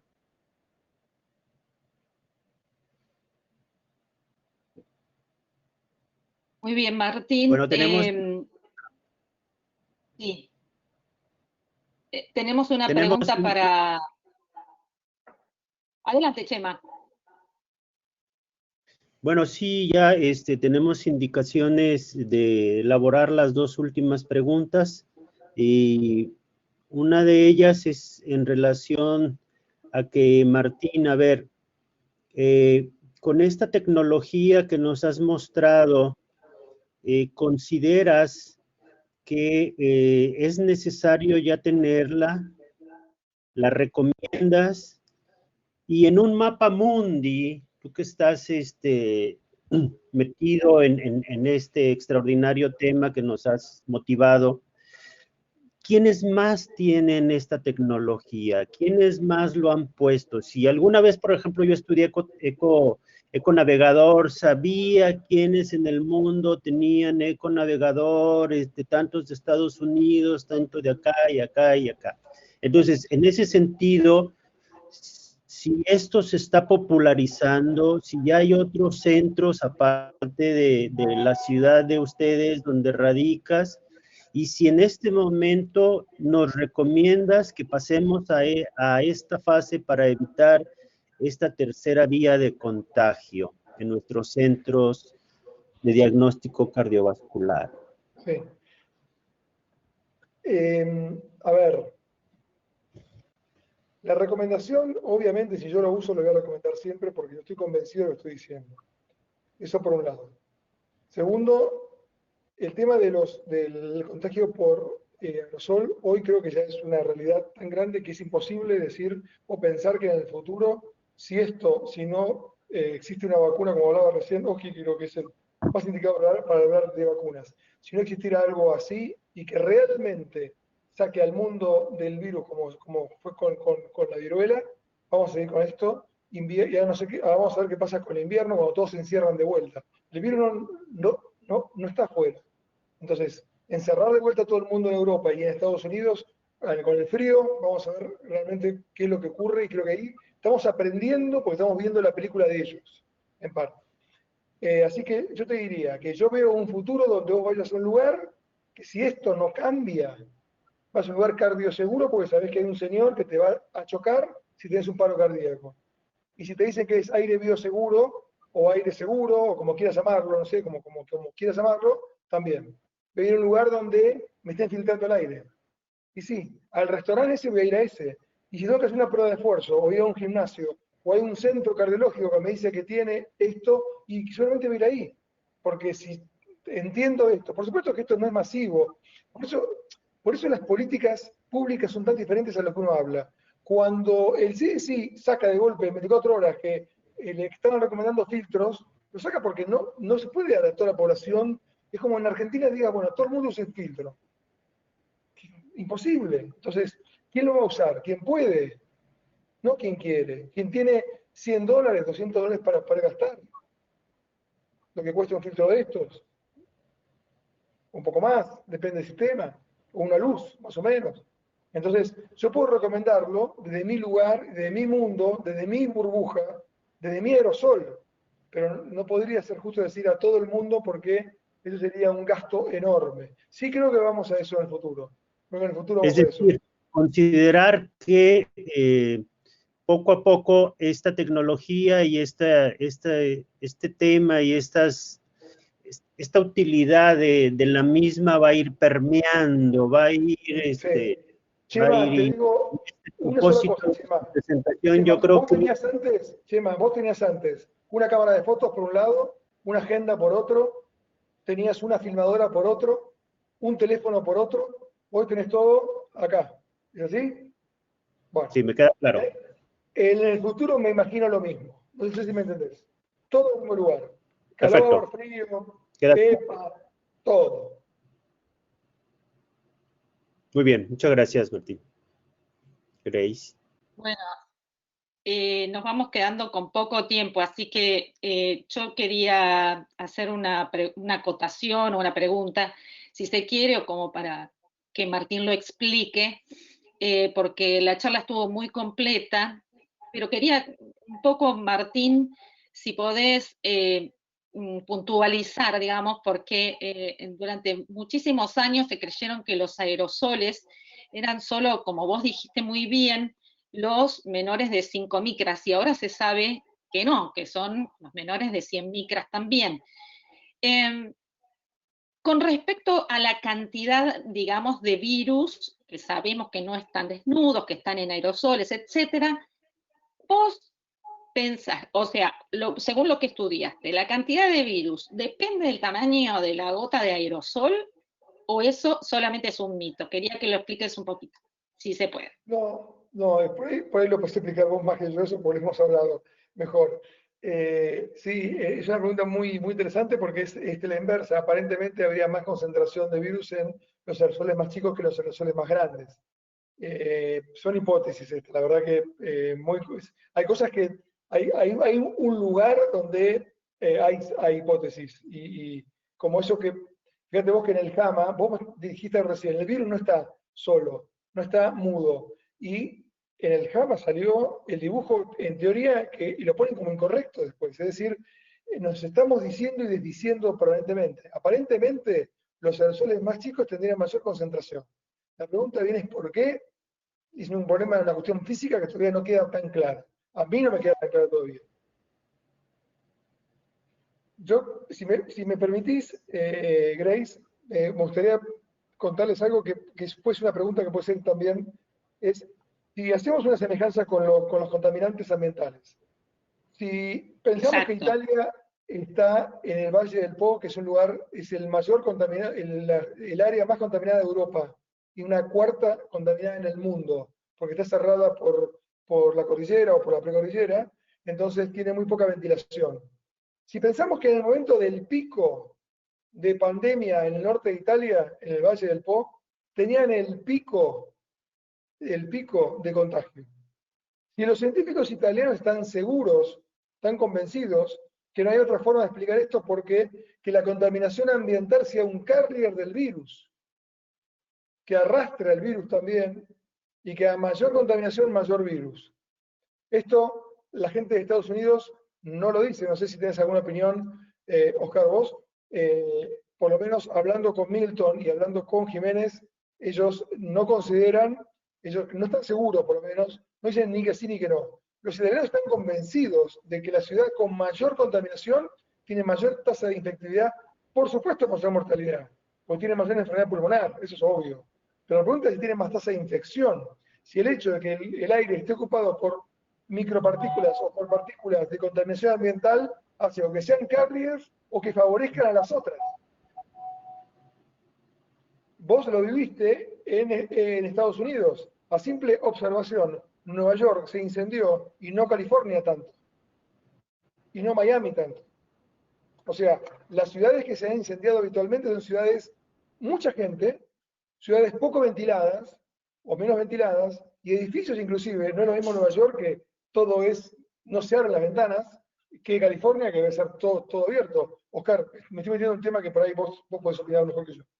No puedo opinar mejor que vos. Yo coincido con vos y es una de las cosas que se comparó Nueva York con Los Ángeles y en realidad la diferencia está en la densidad poblacional y en los edificios cerrados, como vos decís. Los Ángeles tiene mucho menos cantidad de lugares cerrados y es una ciudad más plana y dispersa que no Nueva York. No tiene sistema de transporte público donde todo el mundo va en los subtes, uno al lado del otro y demás. Así que, de nuevo, yo no tengo conocimiento, pero es una hipótesis válida la que vos sostenés, Martín.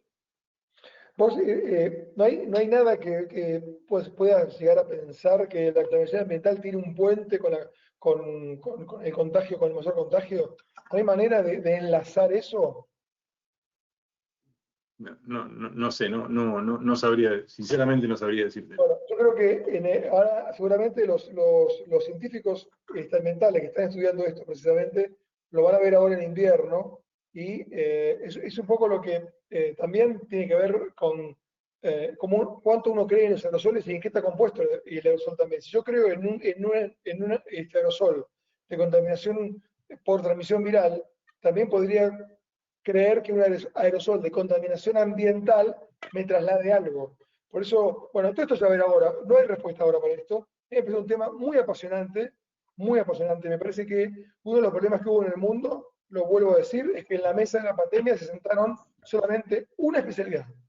No sentaron a todos los demás. No sentaron, fíjense ustedes que uno de los referentes de Latinoamérica es cardiólogo, que está acá, Oscar Cingolani. El ingeniero Tomás Puello, lo más leído en esto, no es médico. Bouriva no es infectóloga. Jiménez es químico, son los químicos más nombrados en el mundo, de los 5 más nombrados en el mundo de atmósfera, clima y transmisión. No le preguntaron a él tampoco. Es decir, me parece que lo que se viene ahora, por suerte, es un trabajo multi-equipo, de un equipo, que me parece que tiene que ver con los trabajos que vimos recién. Acá tienen que opinar todos, los terapistas mismos que están al frente de esto, todos tienen que estar opinando. Me parece que en el mundo, no en Argentina, Oscar, bueno, también, o vos, Chema, o cualquiera que está ahí, me parece que fue siempre así. Al principio fue una sola voz la que estaba llevando todo esto.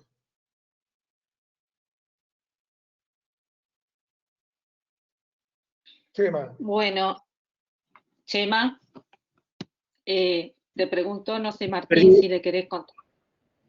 Perdí un poco la comunicación, Martín. Se me bajó la intensidad del internet y perdí ese momento.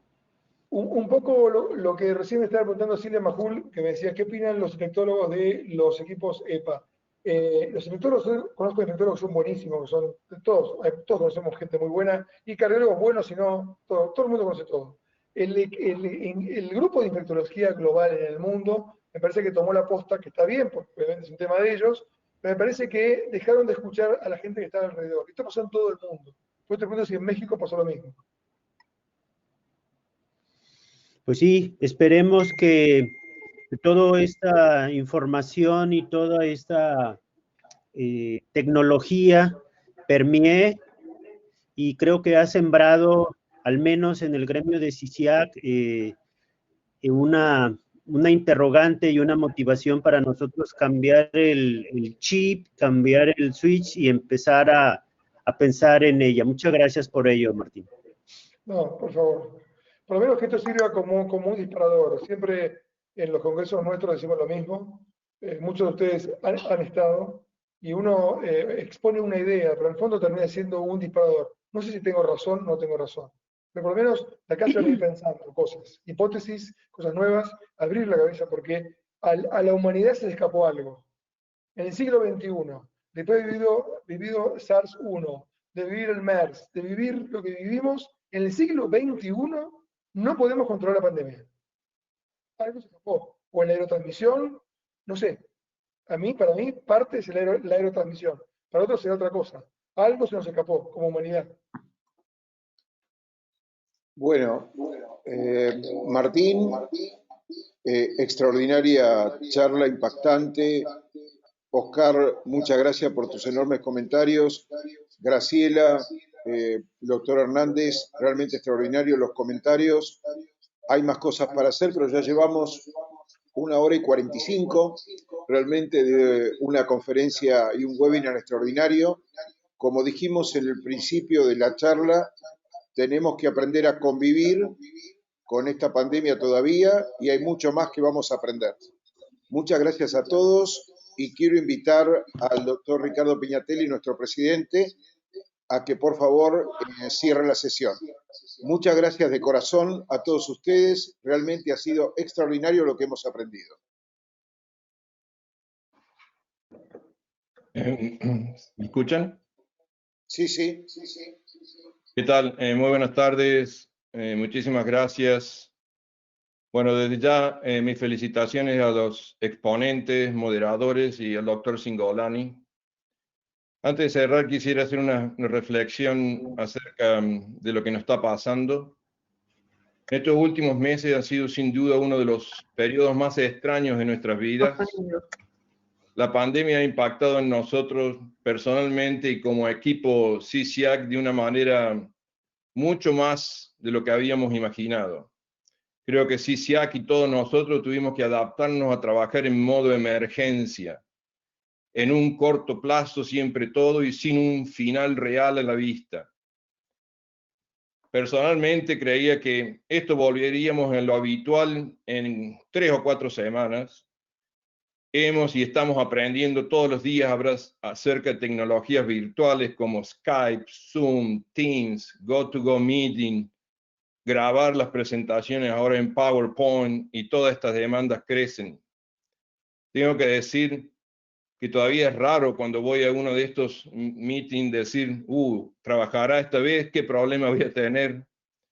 Creo que hemos aprendido a estirarnos mientras nos encogemos. Esa es la realidad. Se nos está desafiando a que trabajemos mucho más con una reducción de nuestros ingresos.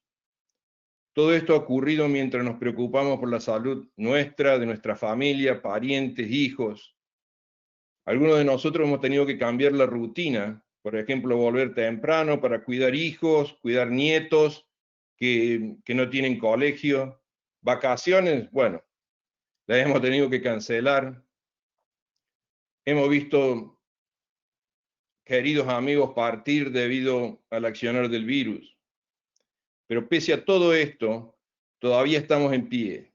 Y CISIAC crece. Lo de hoy ha sido un ejemplo académico excelente. A pesar del agotamiento que hemos empujado y lo seguimos empujando, es que en CISIAC los proyectos se siguen adelante. El RETIC ha llegado y ha pasado 1000 participantes, grupos de trabajo muy activos, publicaciones de estos grupos de trabajo, participación de la membresía, redes sociales con números de participación sorprendentes. De hecho, creo que estamos más unidos ahora que nunca. Estamos de pie debido a la cultura CISIAC que todos ustedes han desarrollado dentro de nuestro equipo. Nos proponemos desafíos y los enfrentamos sin exagerar, pero con firmeza y honestidad. Nos hemos cuidado y nos hemos ayudado unos a los otros durante las sesiones de catarsis que tuvimos. Creo que seguimos viviendo la incertidumbre a medida que siguen apareciendo números inquietantes, dirían. Es cierto eso, pero también es cierto, es que CISIAC se ha desarrollado y va a salir adelante, juntos como siempre. Saldremos de esto más unidos, más concentrados, más fuertes que cuando entramos. Sé que miramos hacia atrás, o lo miraremos a esto hacia atrás, como una de las mejores horas de nuestros tiempos. Creo que todos estamos agotados, pero nuestro agotamiento debe palidecer en contraste al orgullo que debemos tener, el orgullo en nosotros mismos, el orgullo en el uno y del otro, y el orgullo en nuestro CISIAC. Yo creo que Vamos, mis felicitaciones para Graciela, Martín, excelente tu trabajo, Salvador, José María, muchísimas gracias, doctor Cingolani. Y con esto cierro, esperando que tengan un buen fin de semana, seguro y reparador. Muchísimas gracias.